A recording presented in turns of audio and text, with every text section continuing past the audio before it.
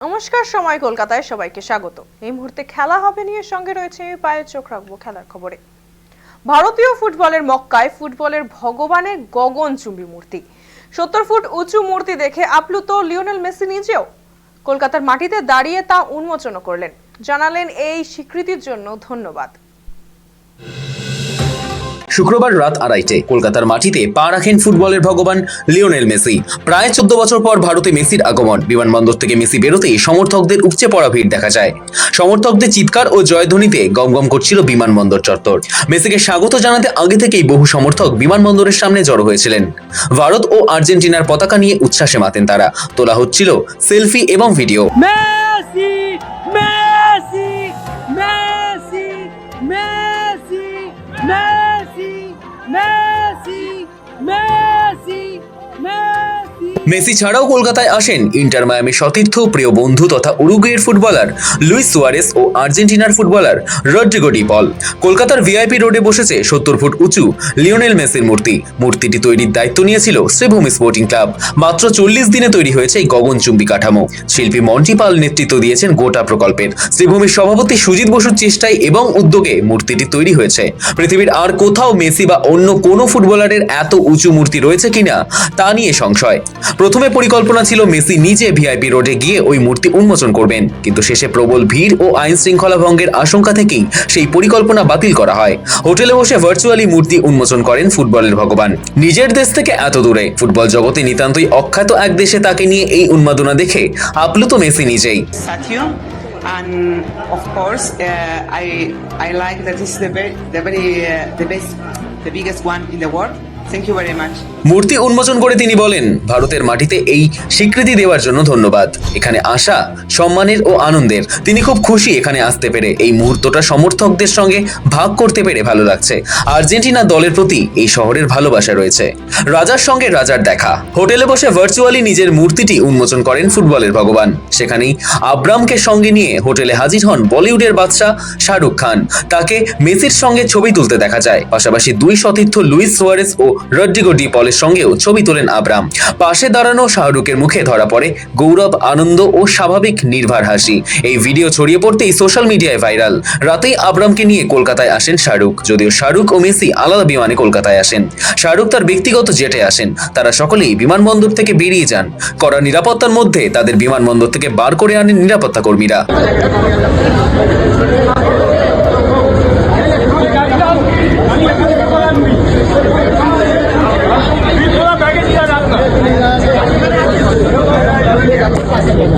জীবনে একবার মেসিকে নিজের শহরে দেখার সুযোগ।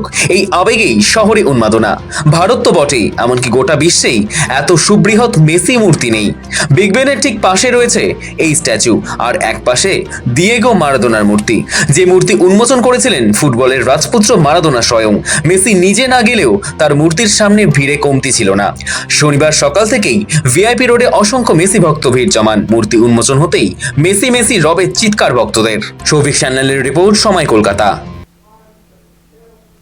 ফুটবলের ভগবানের সফরে যুব ভারতী ক্রীড়াঙ্গনে অরাজক পরিস্থিতি। হাজার হাজার টাকার টিকিট কেটেও লিওনেল মেসির দেখা মেলেনি। ক্ষোভে বোতল ছুড়লেন দর্শকরা। প্রশাসনের চূড়ান্ত ব্যবস্থা, ক্ষুব্ধ অদর্শক। পুলিশের সঙ্গে বিক্ষোভকারীদের তীব্র বাদানুবাদ। তাণ্ডবে ভাঙল ফেন্সিং, ভাঙল সাউন্ড বক্স। বিক্ষোভের ছত্রভঙ্গ করতে পুলিশের লাঠিচার্জ। জখম কিছু দর্শক। উত্তেজনার পারদ যখন তুঙ্গে, সেই সময় যুব ভারতী ক্রীড়াঙ্গনে প্রবেশের আগেই নিজের কনভয়ের অভিমুখ ঘুরিয়ে নেন মুখ্যমন্ত্রী মমতা বন্দ্যোপাধ্যায়। ঘটনার দুঃখ প্রকাশ রাজ্যের প্রশাসনিক প্রধানের, চাইলেন ক্ষমা।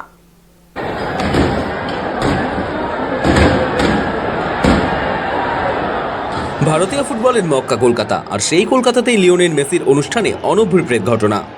যুব ভারতীতে মহা বিশৃঙ্খলা। হাজার হাজার টাকার টিকিট কেটেও ফুটবলের ভগবানের দর্শন মেলেনি, আর তাতেই ক্ষেপে যান দর্শকরা। আর সেই কারণেই নির্ধারিত সময়ের আগেই যুব ভারতী ছাড়েন মেসি। এমনকি মেসিকে যে সংবর্ধনা দেওয়ার কথা ছিল, তাকে সেই সংবর্ধনা দেওয়ার আগেই মাঠ ছেড়ে চলে যান মেসি। সময়সূচি অনুযায়ী যে সময় মেসির যুব ভারতী থেকে বেরোনোর কথা ছিল, তার অনেক আগেই লুইস সুয়ারেস, রড্রিগো ডি পল সহ বেরিয়ে যান আর্জেন্টাইন বিশ্বকাপার। কেন যুব ভারতী থেকে সময়ের আগেই বেরিয়ে গেলেন মেসি? কি ঘটেছিল স্টেডিয়ামে? কোনো ব্যক্তিগত সিদ্ধান্ত নয়, যুবভারতী থেকে মেসির দ্রুত প্রস্থান ছিল সম্পূর্ণ নিরাপত্তাজনিত কারণেই। মেসিকে দেখবেন, তার স্কিলের ঝলকের সাক্ষী থাকবেন, এই উদ্দেশ্য নিয়ে শনিবার 7 সকালে যুবভারতী ক্রীড়াঙ্গনে পৌঁছয় কয়েক হাজার সমর্থক। কিন্তু নির্ধারিত সময়ের আগেই মেসির ময়দান ছেড়ে চলে যাওয়া, তাকে যথেষ্ট সময় দেখতে না পারার হতাশা বদলে যায় ক্ষোভে।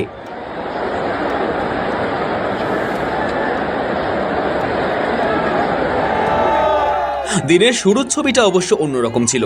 কলকাতায় পা রাখতেই কার্যত রাষ্ট্রপ্রধানের মতো নিরাপত্তার বলয়ে ঘিরে ফেলা হয় লিওনেল মেসিকে। কড়া নিরাপত্তার মাঝে সকাল ঠিক 11:30 নাগাদ যুবভারতীতে ঢোকে মেসির গাড়ি। তার সঙ্গে ছিলেন লুইস সুয়ারেজ ও রদ্রিগো ডি পল। ফুটবল প্রেমীদের উন্মাদনা দেখে হাসি মুখেই ছিলেন মেসি, কিন্তু গাড়ি থেকে নামার পরেই পরিস্থিতি জটিল হয়ে ওঠে। মাত্র কয়েক মিনিট মেসি মাঠে থাকেন, তারপর সল্টলেক স্টেডিয়াম থেকে বেরিয়ে যান। যতটুকু সময় মেসি যুবভারতীতে ছিলেন, তখন তাকে নিরাপত্তারক্ষীরা এমনভাবে ঘিরে রেখেছিলেন যে গ্যালারি থেকে দর্শকরা এক পলকের জন্য তাদের রাজপুত্রকে দেখার সুযোগ পাননি। মন্ত্রী, কর্তা ও আমন্ত্রিতদের ভিড়ে প্রায় ঘিরে ফেলা হয় আর্জেন্টিনার তারকাকে। ছবি তোলার হুড়োহুড়িতে তার হাঁটার জায়গাটুকুও প্রায় ছিল না। এদিকে নিরাপত্তা কর্মীদের মেসিকে নিয়ে সেলফি তোলার হিড়িক ছিল। গ্যালারি থেকে প্রায় 20 মিনিট ধরে মেসিকে দেখাই যায়নি। এরপরে মাঠে চরম বিশৃঙ্খলা তৈরি হয়। গ্যালারি থেকে বোতল ছোড়া থেকে হোর্ডিং সব ছিঁড়ে দেন মেসি ভক্তরা। মন্ত্রী অরূপ বিশ্বাসকে লক্ষ্য করেও বোতল ছোড়া হয়।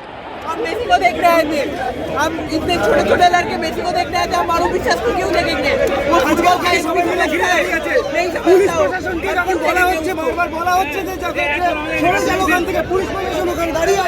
উই ওয়ান্ট জাস্টিস স্লোগানে মুখর হয়ে ওঠে স্টেডিয়াম। টিকিট কেটে আসা দর্শকদের ভরসা ছিল স্টেডিয়ামের 3টি জায়ান্ট স্ক্রিন, কিন্তু সেখানেও পরিষ্কারভাবে মেসিকে দেখা যাচ্ছিল না। পরিস্থিতি সামাল দিতে ক্রীড়ামন্ত্রী অরূপ বিশ্বাস ও প্রধান আয়োজক শতদ্রু দত্তকে মাইক্রোফোনে বারবার অনুরোধ জানাতে হয়, তাতেও কাজ হয়নি। 11:52 নাগাদ মেসিকে মাঠের বাইরে নিয়ে যাওয়া হয়। তখনও মুখ্যমন্ত্রী মমতা বন্দ্যোপাধ্যায়, শাহরুখ খান বা সৌরভ গাঙ্গুলি স্টেডিয়ামে পৌঁছননি।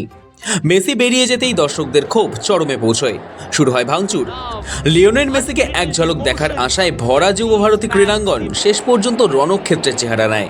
প্রত্যাশা মতো মেসিকে স্পষ্টভাবে দেখতে না পেয়ে ক্ষুব্ধ হয়ে ওঠে দর্শকেরা। গ্যালারির চেয়ার ভেঙে মাঠের দিকে ছোড়া হয়, এমনকি ফেন্সিং ভেঙে কয়েকশো মানুষ মাঠে ঢুকে পড়েন। এই অবস্থায় নিরাপত্তা সংস্থার তরফে দ্রুত সিদ্ধান্ত নেওয়া হয়, মেসিকে আর মাঠে রাখা নিরাপদ নয়। বিবেচনার পর তাকে তৎক্ষণাৎ স্টেডিয়াম থেকে বের করে নিয়ে যাওয়া হয়। রণক্ষেত্র যুবভারতী, মেসির সঙ্গে সাক্ষাৎ হলো না মুখ্যমন্ত্রীর। যুবভারতীতে পারদ তখন তুঙ্গে।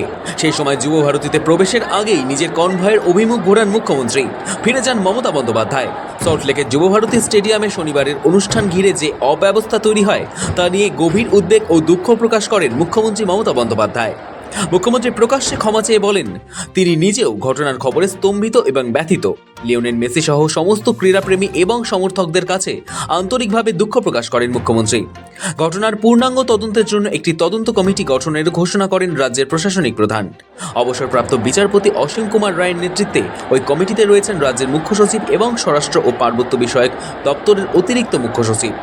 এই কমিটি গোটা ঘটনার বিস্তারিত তদন্ত করবে, দায়িত্ব নির্ধারণ করবে এবং ভবিষ্যতে যাতে এই ধরনের ঘটনা আর না ঘটে তার জন্য প্রয়োজনীয় সুপারিশ করবে। যুবভারতীতে মেসিকে আনার মূল উদ্যোগ শতদ্রু দত্তর। টিকিটেও বড় বড় হরফে লেখা রয়েছে শতদ্রু দত্ত ইনিশিয়েটিভ।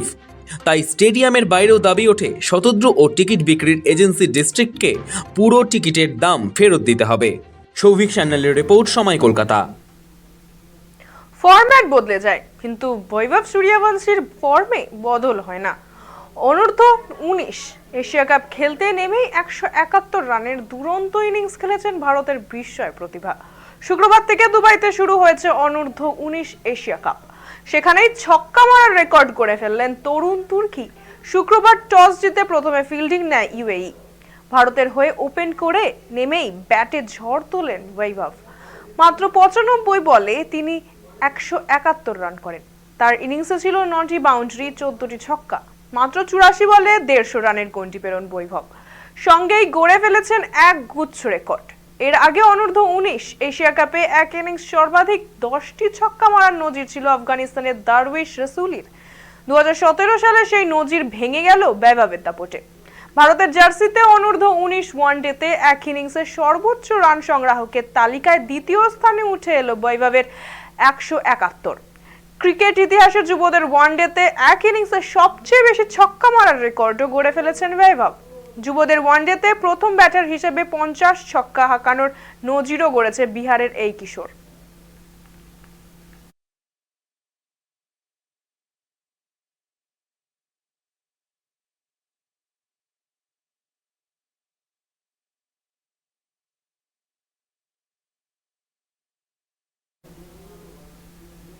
আগামী বছরের ফেব্রুয়ারি মার্চে টি-20 বিশ্বকাপ। এর মধ্যেই জল্পনা শুরু হয়েছিল বিশ্বকাপের সম্প্রচার কোথায় হবে তা নিয়ে। বিশ্বকাপের আগেই আইসিসির সঙ্গে চুক্তি নিয়ে ছিন্ন করতে পারে জিও হটস্টার, এমনটাই জানা যাচ্ছিল। বিকল্প হিসেবে উঠছিল নেটফ্লিক্স, অ্যামাজন প্রাইম, এমনকি দূরদর্শনের নামও। তবে আইসিসির সঙ্গে বিচ্ছেদের খবর যে ভুয়ো সে কথা জানিয়েছে খাস সম্প্রচারকারী সংস্থা। 2024 থেকে 2027 পর্যন্ত জিও হটস্টারের সঙ্গেই আইসিসির চুক্তি আছে। হিসেব মতো এখনো চুক্তির 2 বছর বাকি। এখন আইসিসি এবং জিও স্টার উভয় সংস্থার মধ্যে সম্প্রচার চুক্তি ভাঙেনি, সে কথাও জানানো হয়েছে। দুই সংস্থার তরফে যৌথ বিবৃতিতে জানানো হয়েছে সাম্প্রতিক প্রতিবেদনগুলি গুরুত্বহীন। আইসিসি এবং জিও স্টার চুক্তির আগের মতোই থাকবে। সম্প্রচারকারী সংস্থা নিশ্চিত করেছে যে ভারতে পরবর্তী আইসিসি ইভেন্টগুলি সম্প্রচারিত করবে। এর মধ্যে রয়েছে টি-20 বিশ্বকাপও।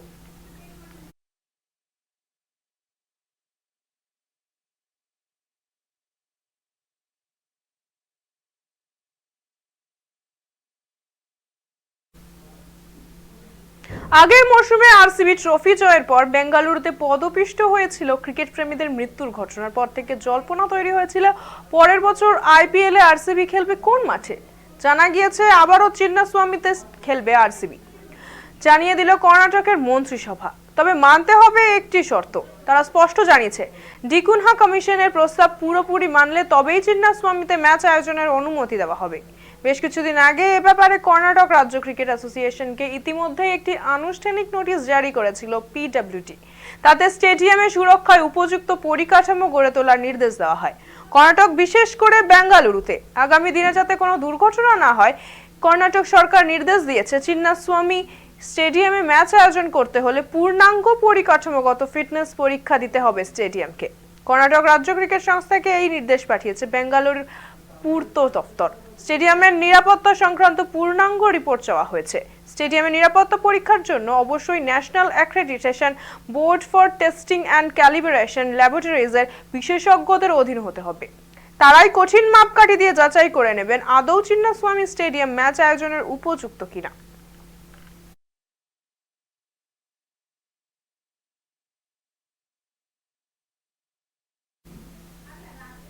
এখনকার মতো খেলা হবে এই পর্যন্তই। খেলা, দুনিয়ার অন্য সমস্ত বিস্তারিত খবর পেতে চোখ রাখুন সময় কলকাতার পর্দায়। সময় বলবে, সময়ের